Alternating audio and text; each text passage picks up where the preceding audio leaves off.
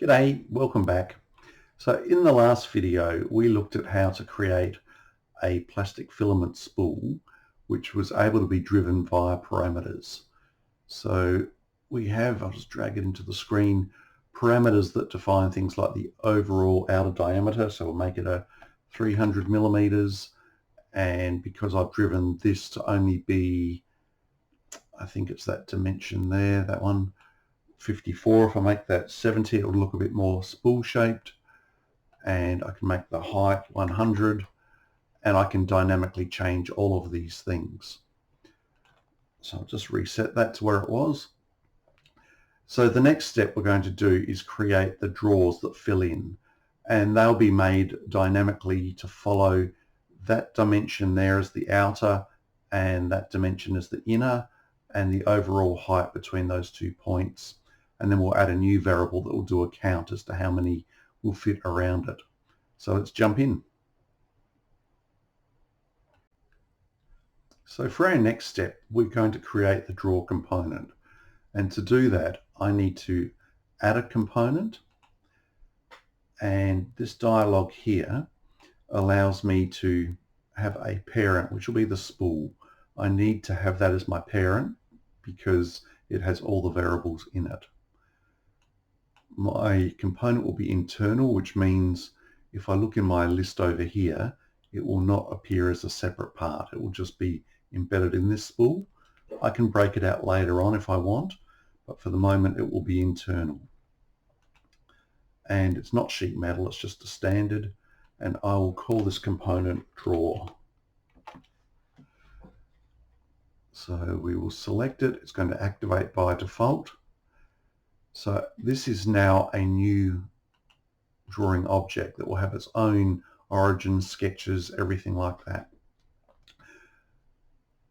So we want to be able to create a new sketch on my bottom surface of my spool, and I need to draw some projected sections from that I'll use to dynamically change everything. Now, if you recall back in the previous video, I created 2 bodies. I'll just rotate this up so you can see why. So at the moment, doing a sketch, I can sketch straight in there. I've accidentally started a sketch. We'll just cancel that. Control Z, there we go. So I can sketch in here, but my bodies are in the way.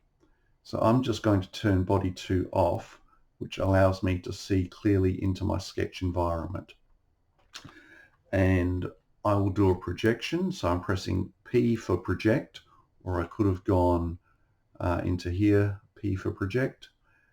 And I want to select my outer edge, and it's projection linked, very important, because I want it to link back to any changes back on the spool. And I will also select my inner there and go OK. So I now have myself a drawing that's linked between them.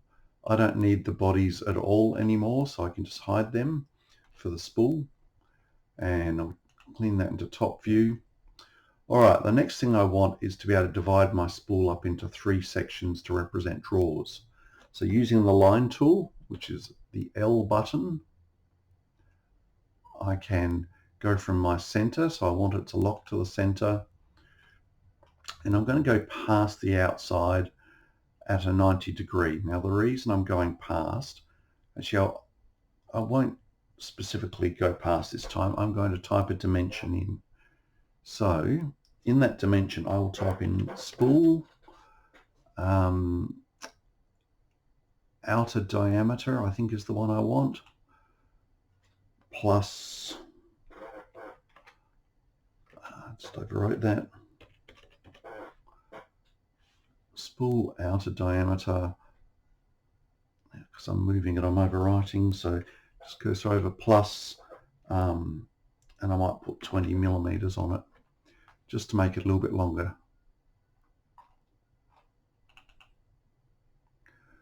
Why has that made it so much longer? I don't know.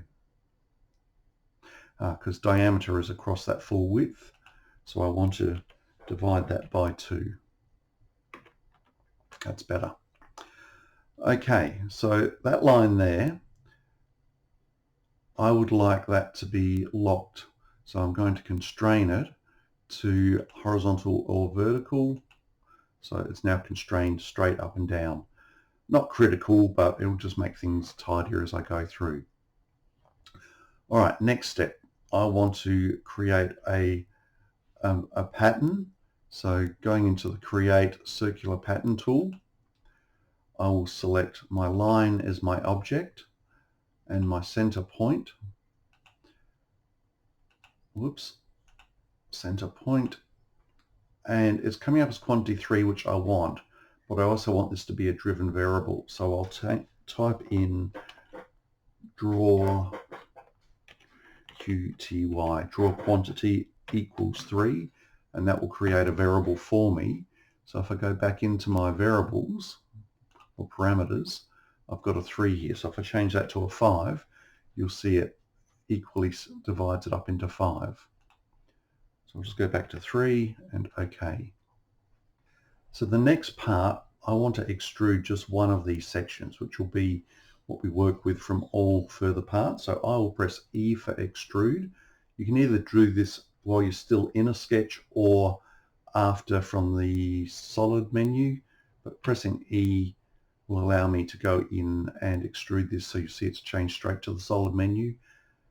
And I can drag it up, or I can type in a dimension, a parameter.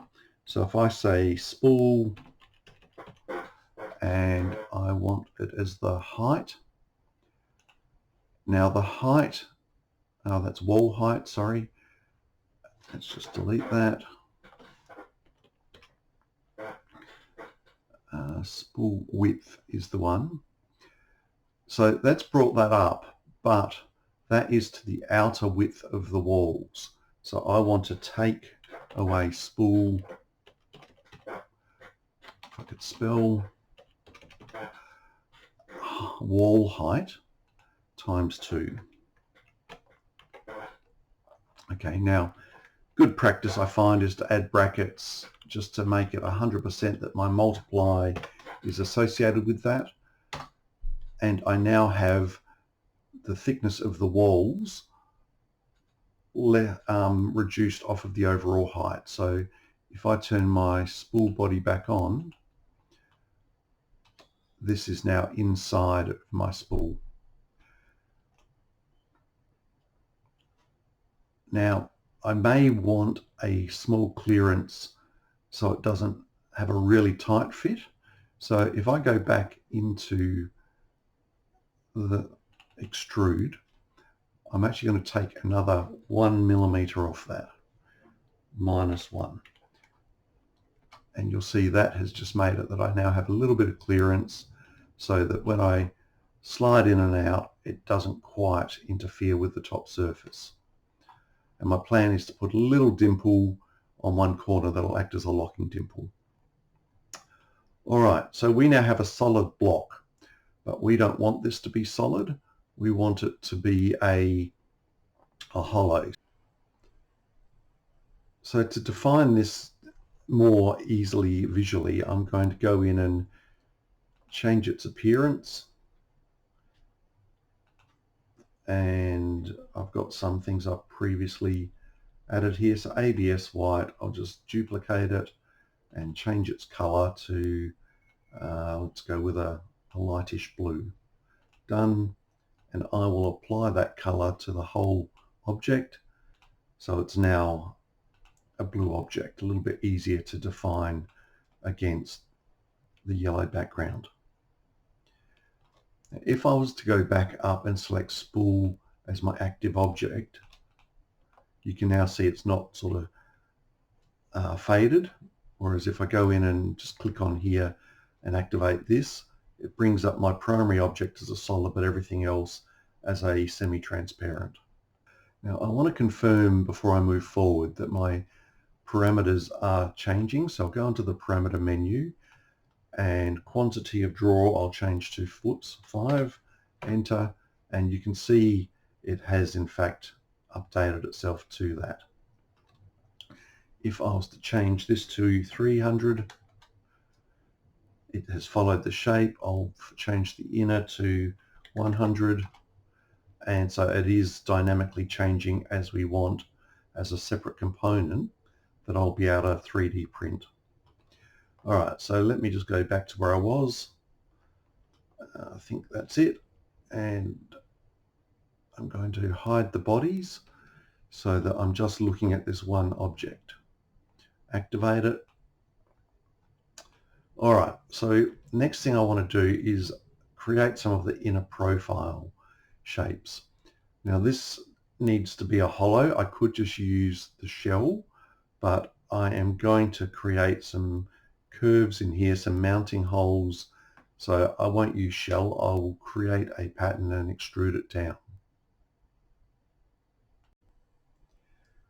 So drawing a new sketch on the top here, I would like to first of all do an offset of the entire outer, and this will be my draw wall thickness. So that's again something I may want to change. So I will go draw wall thickness is equal to, and let's make it 3 millimeters initially. So I now have myself an inner wall. I want in this corner here somewhere that I'll be able to put a screw into. So that will be my hinging point. And to do that, I'm not sure which tool I'll use. I might just go with a circle, use that as my center point. So let's make it 50 mil. And I don't need these outer parts. So that will be my mounting point, and I want to do the same up on this end, so I can just put a little dimple on it, but it'll be a lot smaller. So let's go with 20 mil on this one. And again, get rid of those outer bits that I don't need. Okay, so while I'm here, I'm going to add in some other features. So I want to put a point on here somewhere. I don't want it to be constrained. I'll just float it, and another point over here, and that will be my screw hole point and my dimple point. So I'll reposition them in a moment. So putting a line in, I would like a line that comes straight from here to the center of my circle, and I would like it to be a construction line. So I'll highlight it and go X, and then I will select my point, and I'm going to let it constrain onto that line. I will set it at a set distance, so it will be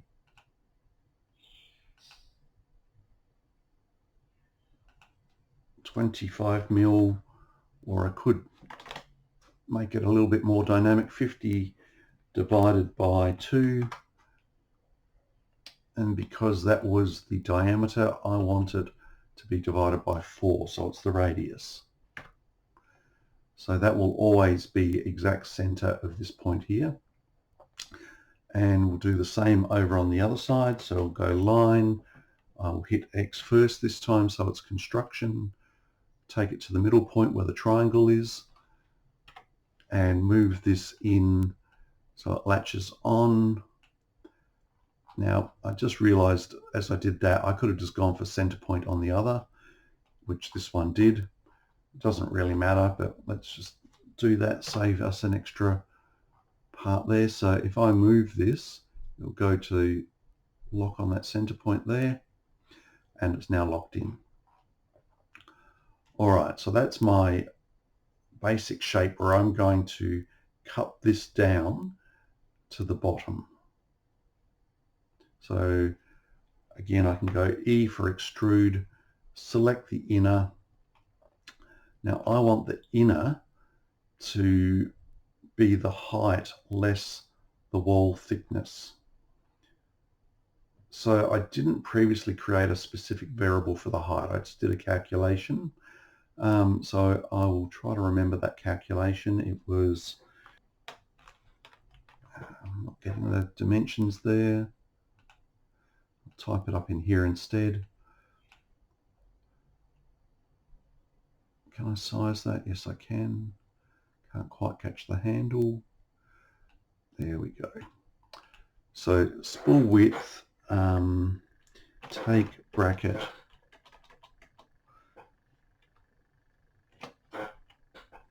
take bracket, spool height times 2.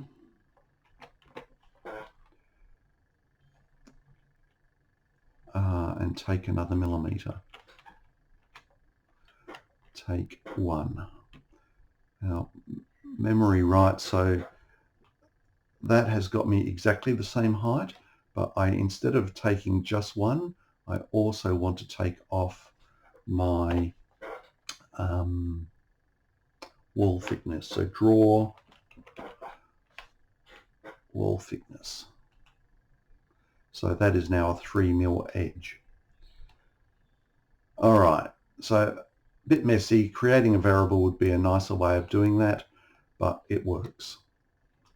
So I now have myself a section that's cut out with these 2 points that I can work with. And I'm just going to again test that everything drives correctly. So 5 spools. Yes, everything is locked there.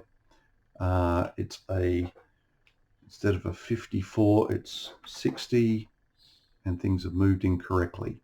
So I'm happy with that. If I change my overall height, so that will be 90, everything moves up. So it is definitely driving dynamically. All right, so let me just reset my spool. And I'm going to save at this point and say it is draw base shape.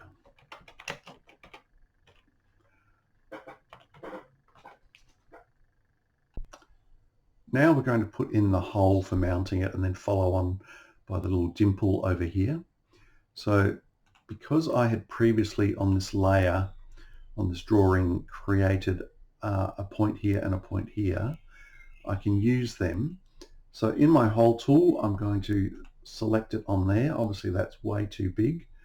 Now I'm going to be aiming at an M3, so I'm going to make that about a 2.8 mil hole, just so that the screw jumps into it, 2.8.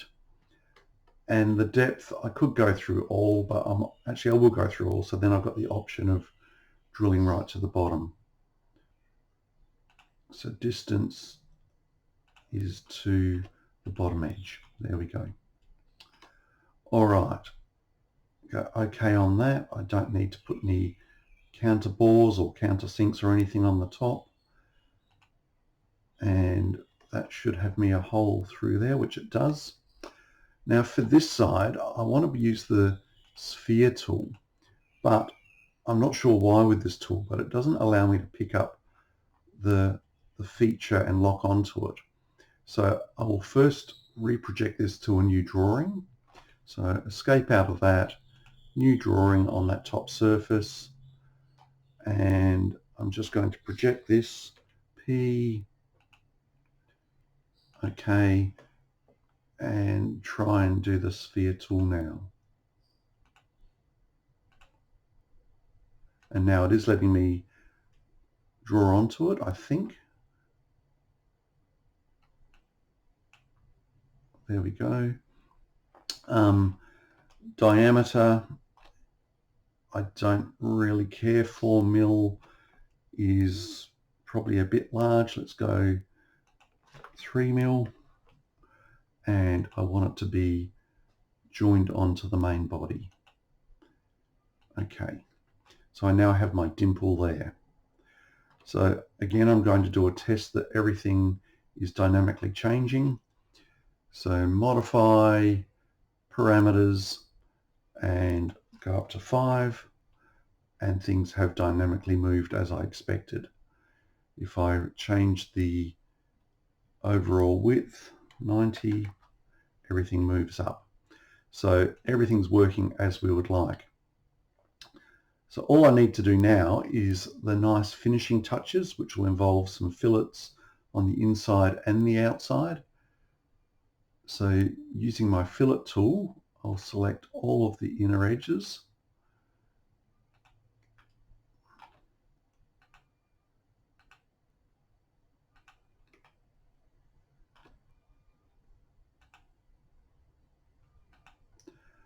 And just add a nice little curve into it so it's not such a harsh edge. So let's make that a 4mm, and that makes everything in there nice and smooth. Okay. I want to do the same on these outer corners. I may need to have done that first because it may interfere with the inner fillet, but let's give it a try.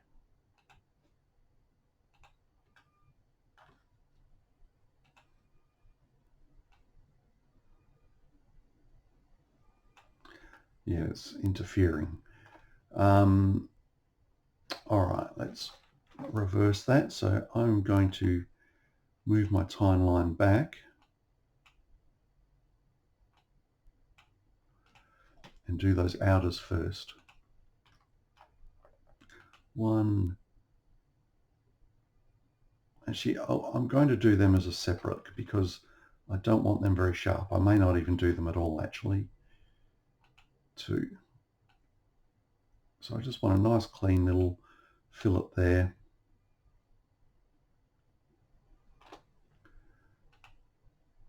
And okay that. And now I'll go and re-enable my inner, and it should work beautifully, which it does. All right. Now something that has dawned on me while I was just doing that was I haven't allowed any clearance between this and the next drawer. It may well work, but I probably should have done an offset at the start just to give a little bit of clearance from this to the adjoining drawer, because as they open and close, they're probably going to clip each other. But what I'll do is we'll add another small fillet onto this edge.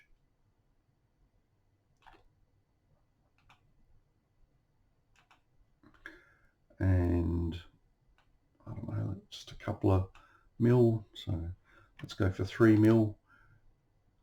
And okay. All right, that's looking pretty good. All right, so we've got our drawer done there. I can turn those features off. And if I wanted to see it within my reel, I'll turn the reel back on so we can see it's in there. And going back up to my top level, I might want to multiply this all the way around. So let's do a pattern. I want circular pattern. I can't see it there. Pattern, there we are. Circular. I'm going to select a component. So I can select the draw component.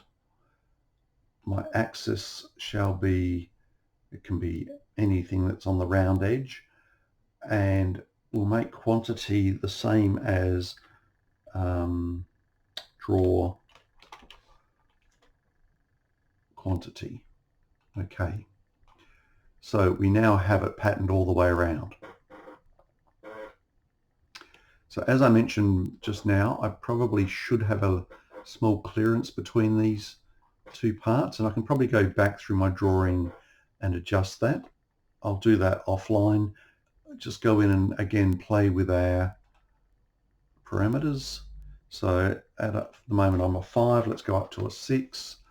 I'll turn half of the spool off so we can see the top.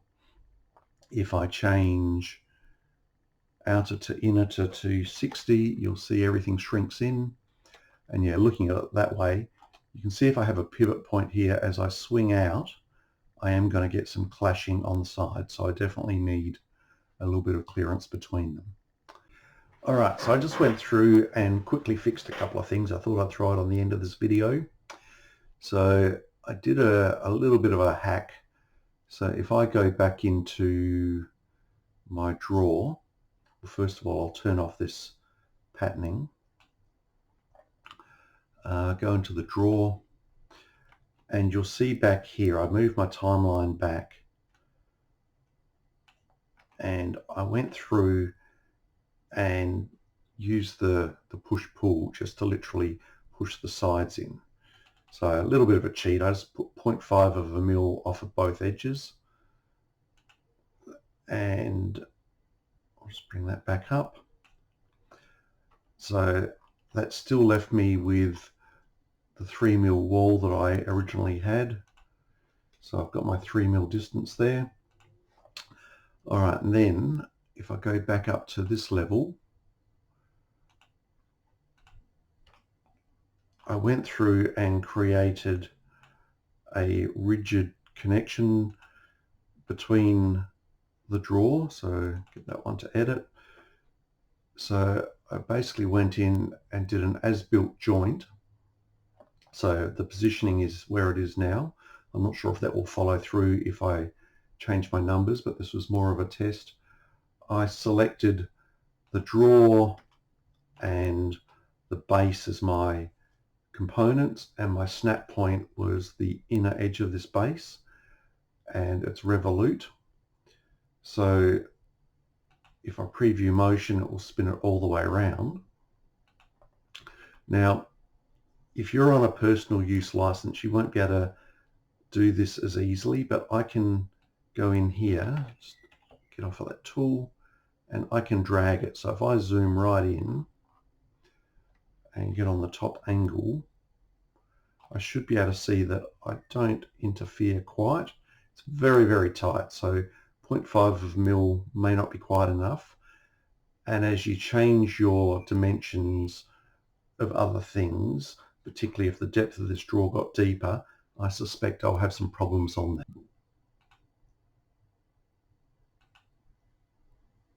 So 390. So I can see I actually have something else there. This particular thing is not locked correctly to my point, so something I needed to go back and fix there. But yeah, if I was to go in now and do that lock, I'm not sure if it'll be in the right spot now. Let's have a look. Can't really tell if I've got the lock in the right spot, but if we rotate it, oh yeah, there it is. I was looking at the wrong one. Okay, so manually rotate. Do I have a clearance still? Yeah, see, it interferes through there. So depending on your depth, you would need to change that width a little bit. If you went with a millimeter, you'd be right for all circumstances, but the chance of you finding a spool that big is pretty slim. Alrighty, we'll call that it for the second time. Catch you later.